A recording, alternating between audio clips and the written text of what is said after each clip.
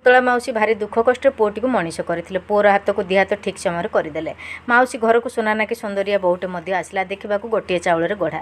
ଗାଁ ସାରା ଚର୍ଚ୍ଚାରେ। ହେଲେ ସବୁ ଗୁଣ ଥାଇ ବି ଘରେ ପାଦ ଦେବା ଦିନଠୁ ବୋଉ କିଛି କାମଧନ୍ଦା କରେ ନାହିଁ। କୁନ୍ତଳା ମାଉସୀ ଘରର ସବୁ କାମ କରିଦିଅନ୍ତି। କାରଣ ସେ ଭାବନ୍ତି ମୋ ଝିଅ ହୋଇଥିଲେ ମୁଁ କ'ଣ କରିନଥାନ୍ତି। ଝିଅ ଆଉ ବୋହୂ ମଧ୍ୟ ତଫାତ୍ କିଛି ନାହିଁ। ଝିଅକୁ ମୁଁ ଜନ୍ମ ଦିଏ, ବୋହୂକୁ ମୋତେ ଭଗବାନ ଦେଇଛନ୍ତି, ଏମିତି ଭାବନା ତାଙ୍କର। ପାଖ ଘରର ରେବତୀ ମାଉସୀ ଉଦୁଉଦିଆ ଖରାବେଳଟାରେ, କ'ଣ ବା ବୋଉ ପରସା ଖାଇ ଖାଇ ମୋଟା ହେଇଗଲୁଣି। କୁନ୍ତଳା ମାଉସୀ ହସିଦେଲେ। ସେପଟେ ବୋହୂ କାନ ଡେରି ବସିଥାଏ। ଶାଶୁ ମାଉସୀଙ୍କ ଆଗରେ ତା କଥା ଗପୁଛନ୍ତି କି ନାହିଁ। କୁନ୍ତଳା ମାଉସୀ କହୁଥାନ୍ତି, ସକାଳୁ ରାତି ଯାଏ ଘରର ଦାୟିତ୍ୱ ମୋତେ ମା ଠାରୁ ଅଧିକ ଦେଖେ। ଘର ଗୋଟାକର ଦାୟିତ୍ୱ ବୁଝୁ ବୁଝୁ ରାତିରେ ମୋର ଗୋଡ଼ ବି ଘଷାମୁଡ଼ା କରେ। ମୋ ସୁନା ନାକି ବୋହୂ। ଆଉ ଦିନେ ମୋ ବୋହୂ ବିଷୟରେ ପଚାରିବୁ ନାହିଁ। କବାଟ କୋଣରେ ନୂଆ ବୋହୂଟି ଆଖିରୁ ଧାର ଧାର ଲୁହ। ମନେ ମନେ ଭାବୁଥାଏ, ମୁଁ କେତେ ବଡ଼ ଭୁଲ କରୁଥିଲି। ସେଇ ଦିନଠୁ ବୋହୂ ଘର ଗୋଟାକର କାମ, ଶାଶୁଙ୍କର ଦାୟିତ୍ୱ ସବୁ ବୁଝିଲା। କୁନ୍ତଳା ମାଉସୀ ଭାବୁଥାନ୍ତି, ମୁଁ ଯଦି ସେଦିନ ବୋହୂ ନାଁରେ ଗପିଥାନ୍ତି, ମୋ ସୁନାର ସଂସାର ନର୍କ ପାଲଟି ଯାଆନ୍ତା। ଘରକୁ ବୋହୂ କରି ଆଣିଲେ ତାକୁ